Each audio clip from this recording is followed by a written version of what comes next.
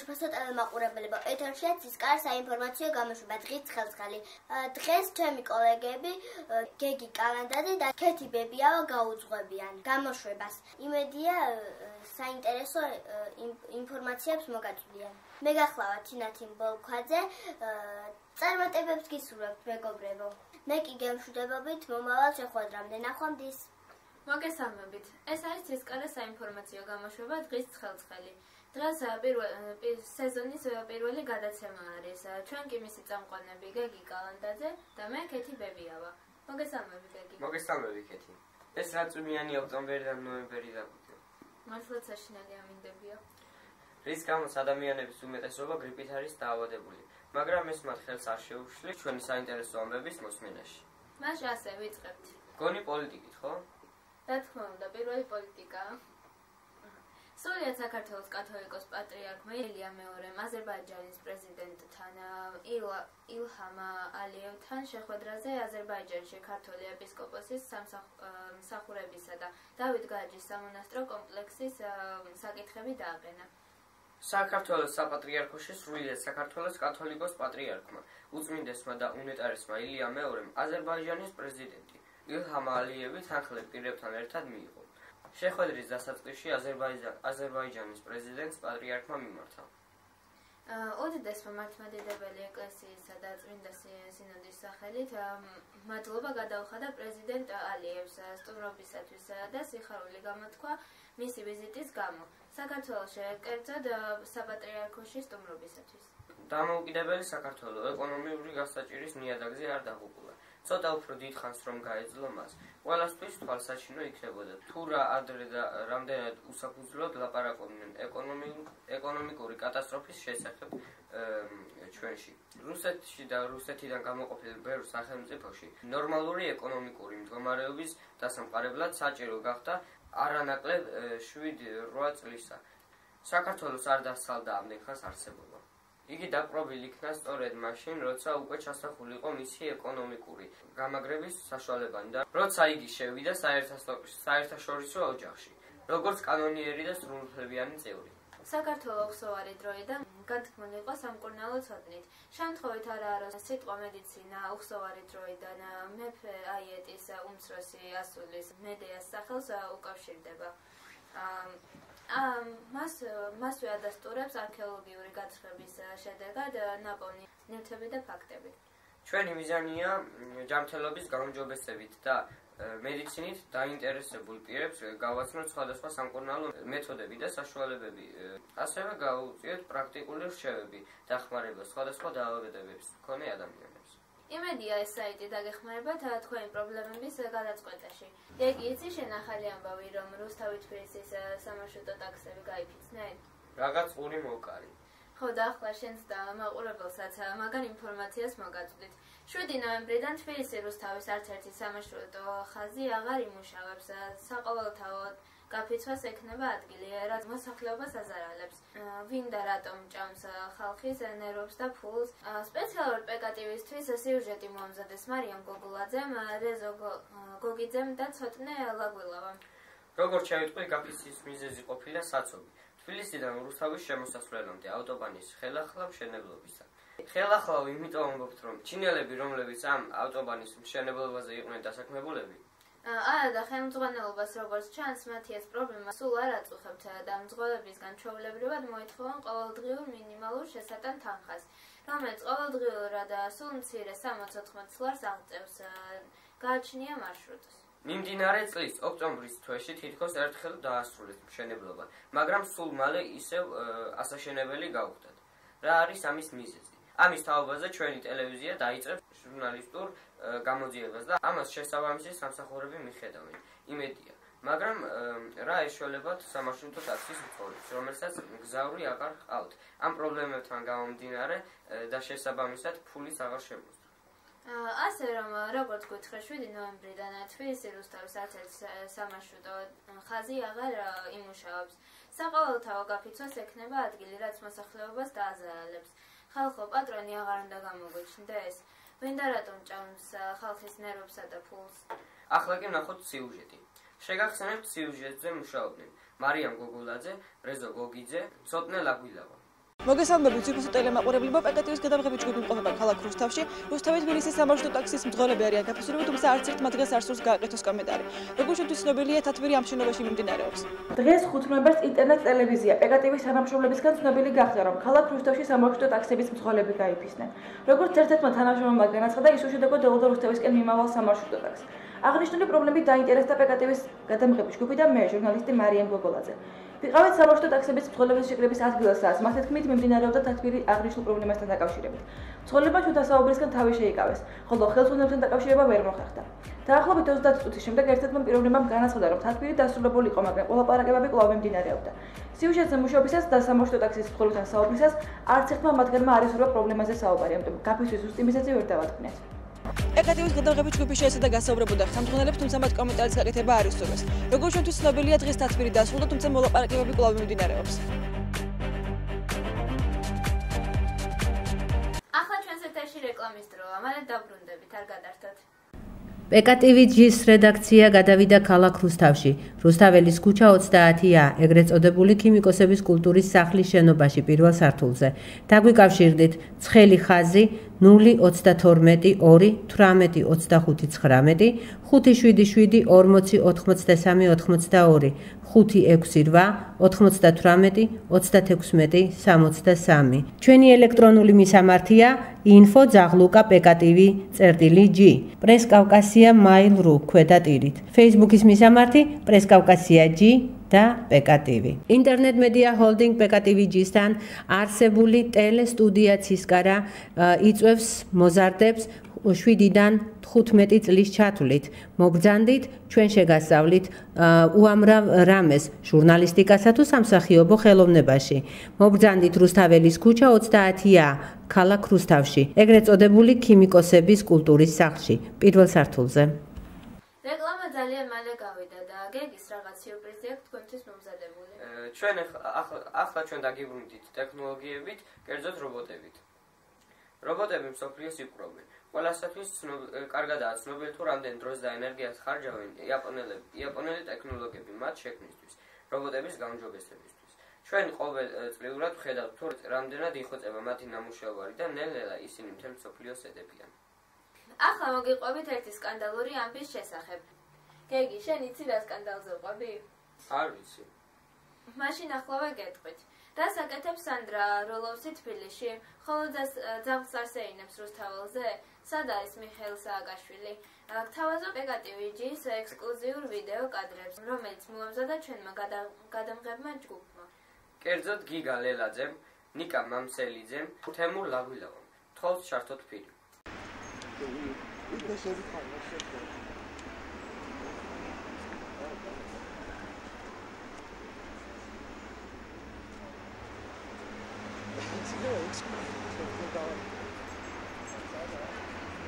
Sandra.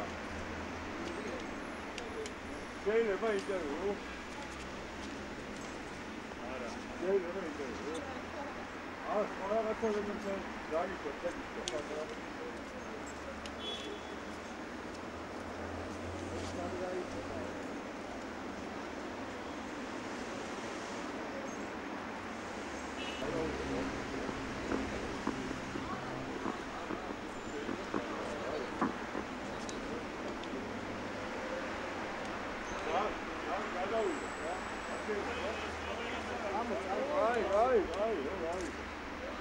რუსთაველის ქუჩებში სეირნობისას და ინტერვიუების ჩაწერის დროს შემთხვევით შეგვხვდა საქართველოს ყოფილი პირველი ლედი ქალბატონი სანდრა რულოვსიც, რომელმაც სამწუხაროდ უარი გვითხრა ინტერვიუზე. რაც შეეხება სამხედრო თემებს. 6 ნოემბერს ქართული ჯარისკაცები სართიჭალის ნომერ 2 საჯარო სკოლის მოსწავლეებს შეხვდნენ. როგორც თავდაცვის სამინისტროდან გვაცნობეს, ახალგაზრდებთან ქართული ჯარისკაცების შეხვედრა ნატოს კვირაულის ფარგლებში SSIP საინფორმაციო ცენტრის ნატოსა და ევროკავშირის შესახებ ორგანიზებით გაიმართა. სამინისტროს ინფორმაციით ახალგაზრდებმა ავღანეთში ISAF-ის მისიაში დაჭრილი ჯარისკაცებს, კაპრალებს, თემო დადიანსა და ალიკა გითოლებდიას თბილი დახვედრა მოუწყვეს. ლიტერატურული ჩანახატიც წარმოუდგინეს. ჯეროდეს 21 საუკუნის გმირების ამ სიტყვებით წარუდგინა დაჭრის სამხედრო მოსამსახურების საინფორმაციო ცენტრის ნატოსა და ევროკავშირის შესახებ. დირექტორმა ელენე გოცაძემ სათიჭელის ნომერ მეორე საჯარო სკოლის მოსწავლეებს. მანვე მრევლს გრიგოლ ხანძთელის ხსენების დღე მიულოცა. ყველას გილოცავთ გრიგოლ ხანძთელის დღესასწაულს. მეუფე თეოდორე და სამღვდელოება ჩავიდნენ ტაძარში, რომელიც დღეს თურქეთის ტერიტორიაზეა და დილიდან წირვას აღავლენენ. ამ წირვის მადლი შეგეწიოთ თქვენ და საქართველოს მიმართა მრევლს პატრიარქმა. შენ შეგეწიოთ გეგი. შენც ასევე. სრულიად საქართველოს პატრიარქი უნეტარესი და უწმინდესი ილია მეორე ხალხს შრომისა და ლოცვისაგან მოუწოდებს. ამის შესახებ პატრიარქმა თავის გადაგებაში ისაუბრა. წმინდა ანტონი დიდი დამაარსებელი ბერობისა, რომელიც ეგვიპტეში მოღვაწეობდა. ეკითხება უფალს, რა ვაკეთო? და მან უპასუხა, ილოცე და იშრომე. აი ეს არის ის სწორი გზა, რომელსაც ჩვენ უნდა მივსწრებდეთ, ლოცვით და ვიშრომოთ. ყურადღება მიაქციეთ. პირველ ადგილზეა ლოცვა. ესე იგი, როცა ლოცვა წინ არის, შრომა დაუცველია. ბრძანა პატრიარქმა. ახლა კი ჩვენს ეთერში სპორტის დრო დადგა. თუმცა მანამდე რეკლამაზე უნდა გავიდეთ. დაგველოდეთ.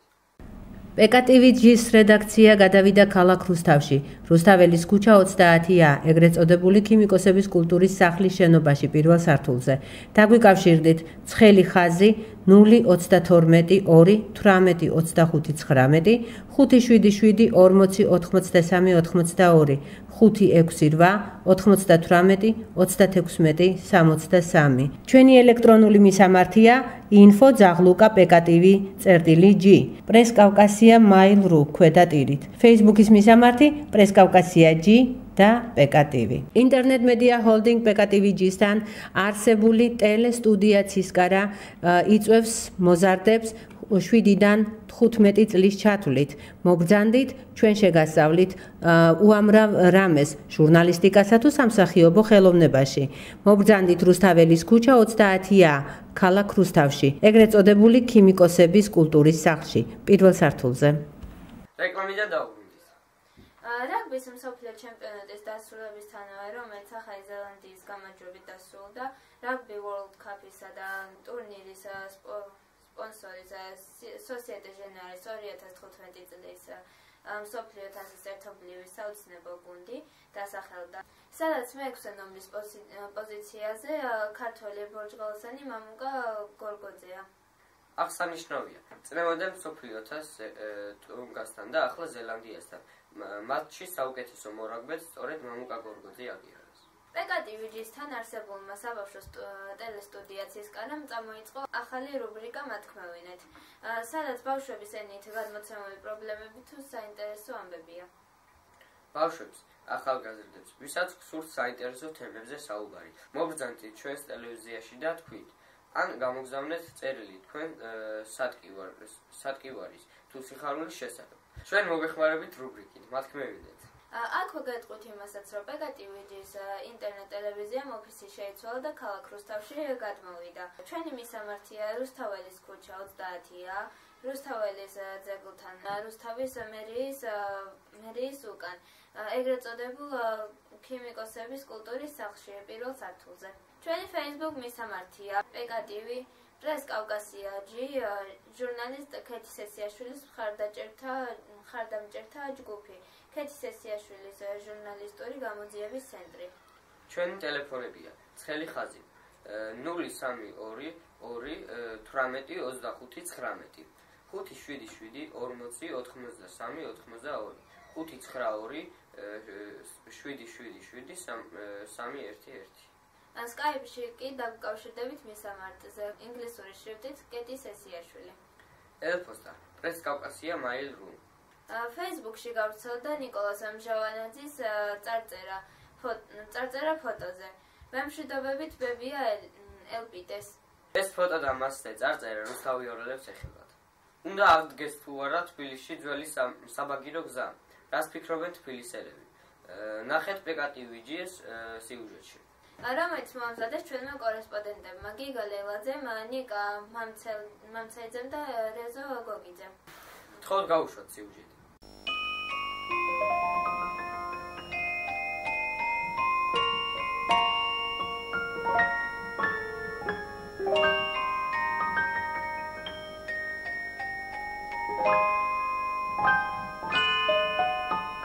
მოგესალმებით ძვირფასო ტელემაყურებლებო, ჩვენ ახლა ვიმყოფებით თბილისში რუსთაველის ქუჩაზე, კინოსახლთან, სადაც ძველი საბაგირო, რომელთაც ხალხი ახერხებდა ფუნიკული ორზე ასვლას, დღესდღეობით გაუქმებულია.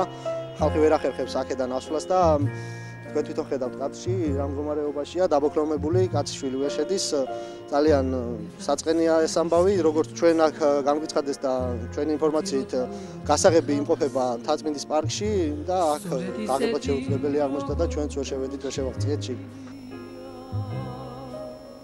მოგესალმებით, გაგვეცანით თუ შეიძლება. გამარჯობა, მე ვარ ლელა შენგელია, სტუდენტი თბილისიდან. და თუ იცით რა შენობა იყო თქვენს უკან თუ არ ვცდები, იყო საბაგირო, რომელიც ადიოდა ფუნიკული ორს, ასე ვით. დღეს რა მდგომარეობაა? დღესდღეობით გაუქმებულია, მე მგონი, ხო? და არ ფუნქციონირებს. ვფიქრობ, რომ არა, იმიტომ რომ შედარებით შორი გზა არის და ვფიქრობ, რომ აქედან რომ გააკეთონ ეს აღადგინონ ეს ტერიტორია, უფრო უკეთესი იქნება, თან ცენტრი არის, ბევრი ხალხი მოძრაობს და უფრო ალბათ ხალხი ზევითან ჩამოვალ, ასე შემდეგ. ხარჯებთანაც იქნება ალბათ. დიახ, რა თქმა უნდა, ხარჯებთან, იმიტომ რომ ვფიქრობ, ეს უფრო ახლოს არის ეს გზა აქედან.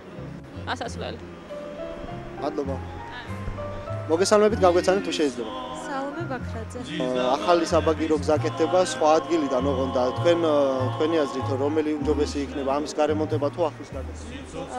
თუ შესაძლებელია ამის გარემონტება ალბათ ნაკლები დაჭდება. სულ ერთი. მოგესალმებით, გაგვეცანით თუ შეიძლება. ქერელაშვილი ზვიადი. ბატონო ზვიად, რას ფიქრობთ აი იმ საბაგიროსთან დაკავშირებით, რომელიც დღეს უკვე უფუნქციო და დარჩენილი კინოსახლი? ალბათ უფრო მარტივი იქნებოდა, ძველი აღდგენილიყო, უფრო თან დაკავშირებით უფრო ნაკლები დაჭდებოდა და უფრო კარგი იქნებოდა. ისედაც აი რა ისტორიული დატვირთვა აქვს ამას? რა ვიცი, ძველი ქალაქის სახეა, რა თქმა უნდა და უფრო ლამაზია და რა ვიცი. და ხალხისთვის რომელი აჯობებს? რა თქმა უნდა, ძველი აღდგენა. დიდი მადლობა. კარგად.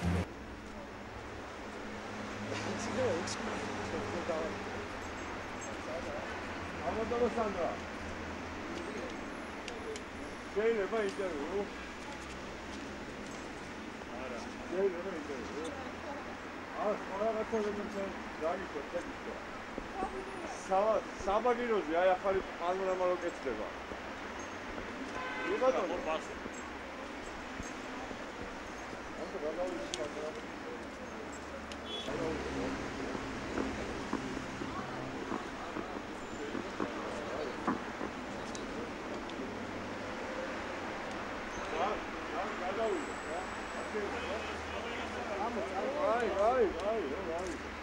მოგესალმებით, გაგვეცანით თუ შეიძლება. მარგალიტა კოკობინაძე. თუ ემპრობით აი ახალი საბაგირო გზის მშენებლობას, რომელიც მთაწმინდაზე უნდა ავიდეს. რამდენადაც მე მაქვს ინფორმაცია ამ საკითხთან დაკავშირებით, მე არ ვთვლი აუცილებლად რომ ეს უნდა გადაიტანონ სხვა ადგილას, როგორც საზოგადოებიდან გამომდინარე, საზოგადოების ინტერესებიდან გამომდინარე, ვთვლი რომ უნდა დარჩეს ძველ ადგილას, ვინაიდან ყველასთვის იქნება ხელმისაწვდომი და არ გაუჭირდებათ მოქალაქეებს სხვა ადგილას გადანაცვლება. რა მდგომარეობაშია აღნიშნული შენობა? როგორც ვიცი, ახლა ანუ დღეს მდგომარეობით ის ადგილი დღეს დაანგრეული არის, ცუდ მდგომარეობაში არის. ვინაიდან შესაძლებელი არის რომ გარემონტდეს, ანუ რესტავრაცია ჩაუტარდეს და არ გადაიტანონ სხვა ადგილას, ანუ ახლის აშენება უფრო მეტი თანხებთან არის დაკავშირებული, ვიდრე ის რომ შეარემონტონ ან რესტავრაცია გაუკეთონ. ამასთან დაკავშირებით. ასე ძვირფასო მეგობრებო, ჩვენ ვიმყოფებით რუსთაველის ქუჩაზე, სადაც გამოგკითხეთ ხალხი ძველ საბაგიროსთან დაკავშირებით, რომელიც თბილისის რუსთაველს საერთოდ ცენტრალურობას აკავშირებდა მთაწმინდის პარკთან, ფუნიკული ორთან. ამის შესახებ ეს საბაგირო არის გაუქმებული დღესდღეობით და ამასთან დაკავშირებით შევეცადეთ ხალხის აზრი გაგვეგო რუსთაველის ქუჩებში სეირნობისას და ინტერვიუების ჩაწერის დროს შემთხვევით შეხვდა საქართველოს ყოფილი პირველი ლედი ქალბატონი სანდრა რულოვსიც, რომელმაც სამწუხაროდ უარი გითხრა ინტერვიუზე.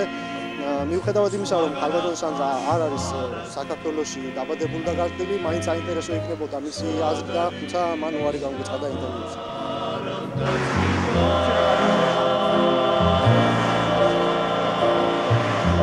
ხო და ასე დარიან გულზეგებში და ვებთ მოვარ შეხვედრამდე. შეგახსენებთ, რომ დღევანდელი საინფორმაციო გამოშვება მიყვავდა გეგინ კალანდაძეს და კეთი ბებიოვას.